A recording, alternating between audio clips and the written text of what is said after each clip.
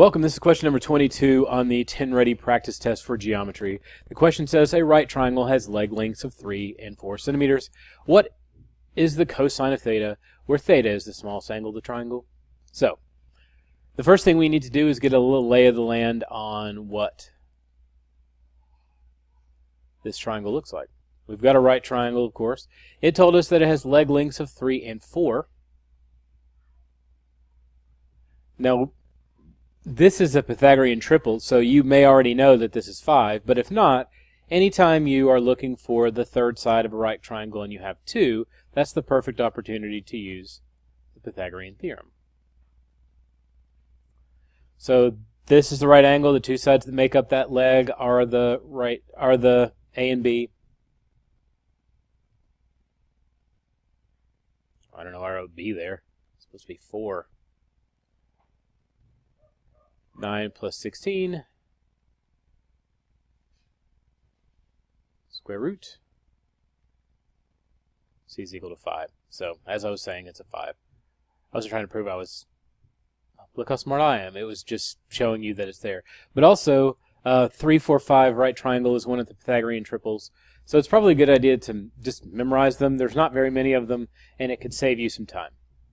Now, we want to know what cosine of theta is, and it's the smallest angle in the triangle.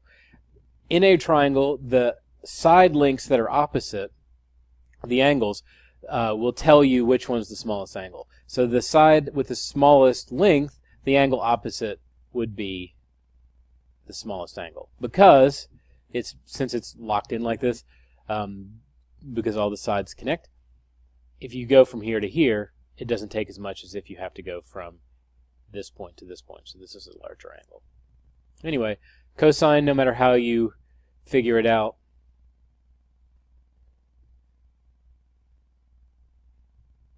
and I guess I don't need those parentheses. Cosine of theta, if you're a SOHCAHTOA guy or gal, it's ka. And if you're, I'm an old aardvark, the old aardvark sat on Henry's coat and hat, so I'm a and hat kind of guy, adjacent over hypotenuse. Now, for this angle, I always draw a arrow out from that angle to show me the opposite side. The hypotenuse, of course, is opposite the right angle, and the other is adjacent. So if I'm doing adjacent over hypotenuse for this. And if it asks for it in decimal form, you can convert the 4/5 into 0.8 or 8/10.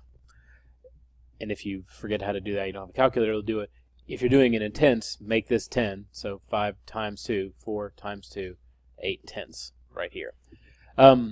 Sometimes in my past classes that I've had with students, anytime there was a sine or a cosine, they always felt you had to be finding the angle. But a lot of times you're not finding the angle, you're simply finding the ratio of the two sides, because that's really what it's about.